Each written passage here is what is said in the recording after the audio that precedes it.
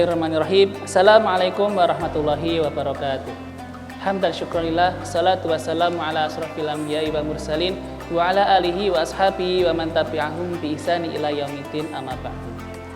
Pemirsa sekalian yang dirahmati oleh Allah Subhanahu wa taala, tanpa terasa kita sudah mencapai pertengahan bulan Ramadan tahun 1447 Hijriah. Seperti yang kita ketahui bahwasanya Allah Subhanahu wa taala berfirman dalam surat Al-Baqarah ayat 183 berkaitan dengan perintah atau kewajiban melaksanakan puasa Ramadan. A'udzubillahi minasyaitonirrajim. Bismillahirrahmanirrahim. Ya ayyuhalladzina amanu kutiba alaikumus shiyamu kama kutiba alal ladzina min qablikum la'allakum tattaqun. Yang artinya, wahai orang-orang yang beriman, diwajibkan atas kamu sekalian berpuasa sebagaimana diwajibkan atas orang-orang sebelum kamu agar kamu bertakwa. Pemirsa sekalian, setelah diterapkannya atau diperintahkannya untuk puasa di bulan Ramadan ini oleh Allah Subhanahu wa taala, untuk ketentuan baik itu waktu maupun teknis pelaksanaan puasa Ramadan masih belum jelas, sehingga terkadang itu menimbulkan kebingungan dan kekhawatiran di kalangan para sahabat, di mana ada salah satu sahabat Rasulullah Muhammad SAW yang bernama Qais bin Shirmah.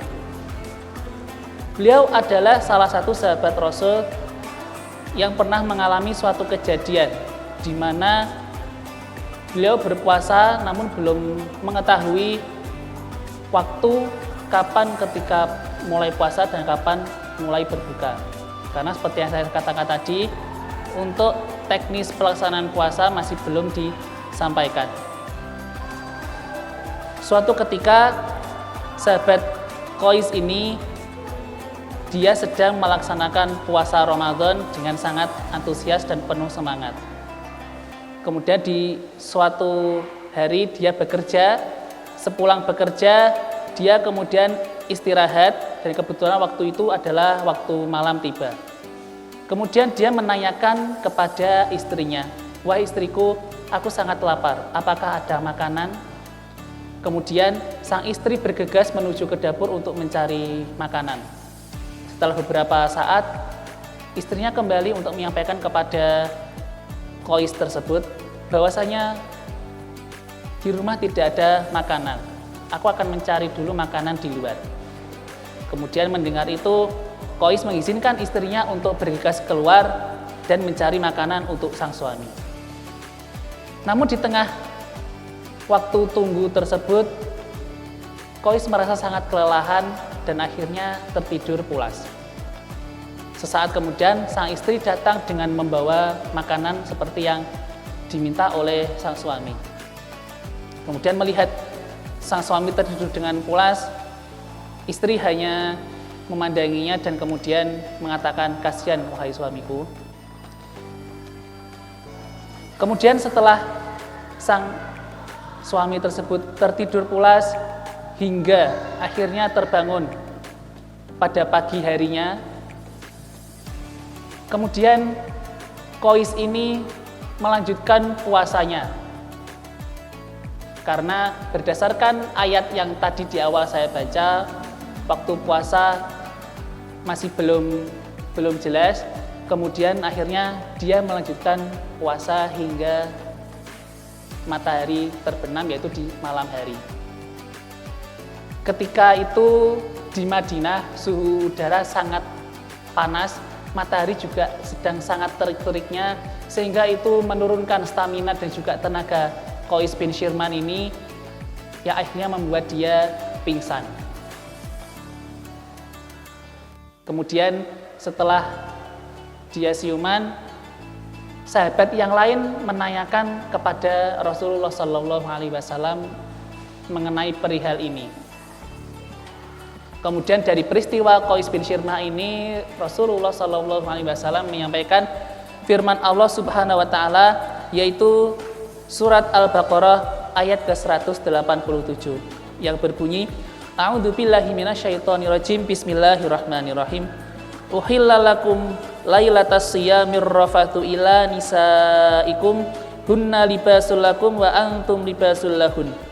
alimallahu annakum kuntum takhtanuna anfusakum fataba 'alaikum wa 'afa 'ankum fal'ana bashiruhunna wabtaghu ma kataballahu lakum wa kulu washrabu hatta yatabayyana lakumul khaytul abyadu minal khaytil aswadi minal fajr thumma atimmus siyama ilal lail wala tubashiruhunna wa antum 'akifuna fil masajid tilka hududullahi fala taqrabuha kadzalika yubayyinullahu ayati linnasi la'allahum yattaqun.